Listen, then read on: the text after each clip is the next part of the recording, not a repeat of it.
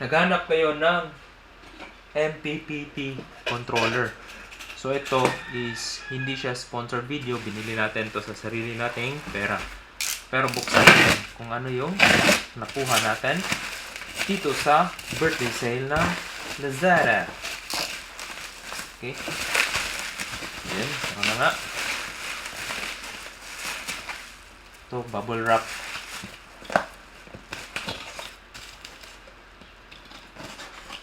Iba talaga yung feeling pag bukas ng parcel. O, yun. MPPT. Tapos may fuse pa siyang dala. Dalawang fuse. MPPT. So, yay! MPPT. So, buksan natin. Lucky pala to. Okay. So, wala. Bare lang siya. Walang plastic. Ano? So, dito, may nilagay MPPT. Parang napaksit pa nga yung sticker. So, yung volts is 150 volts, 60 amperes na ano. Chinese siya. So, medyo di natin mababasa. Pero meron naman tayong translator. Pero ito ay 12 volts, 24 volts, 48 volts na battery based sa specs online. So, yun. May switch rin siya dito sa ano. 12 volts, 24 volts. So, may selector siya na switch. Itong maliit. Pitik-pitik yan. Oh. 24, 12 volts. So, metal. Yung ano niya, built. So, napakasimple lang. PV, tsaka battery lang yung nakalagay. Solar controller, MPPT. Tapos, merong fan. Yun lang, napaka-bare ng MPPT na to.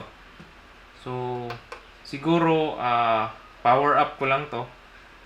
Sometimes. Tapos, buksan mo pala dito para ma-mount yung ano, connector. So, check natin.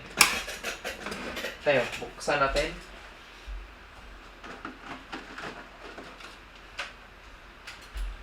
Yung connector. So, may dalawang bolts lang siya. Screw. Ito sa bottom.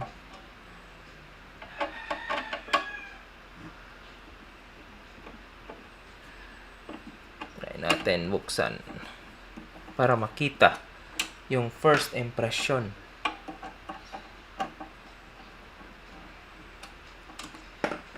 Okay. Oh.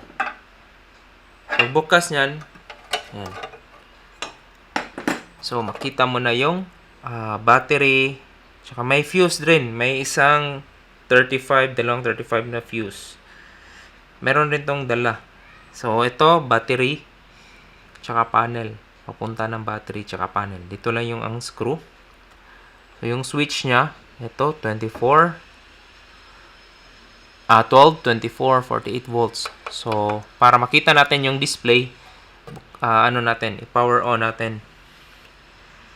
So, maganda yung pagka-built na component nito. So, ito, MPPT controller. So, panel, tsaka ano. Konektado rin natin to. So, pwede na tong gamitin to charge your battery. So, ano ba talaga yung gamit ng MPPT is, ito yung magpuprotect sa battery mo pag nag-charge sa solar. Kasi, kung i-bear mo lang na pabayaan mo mag-charge yung battery mo direct sa solar, may tendency na ma-over voltage. Lalo na yung mga gel type, yung mga lumang battery. Ngayon, mga LiPo 4, meron ng BMS na internal.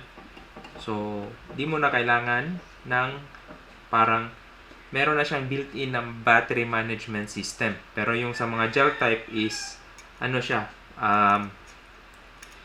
ito, kailangan mo ganito.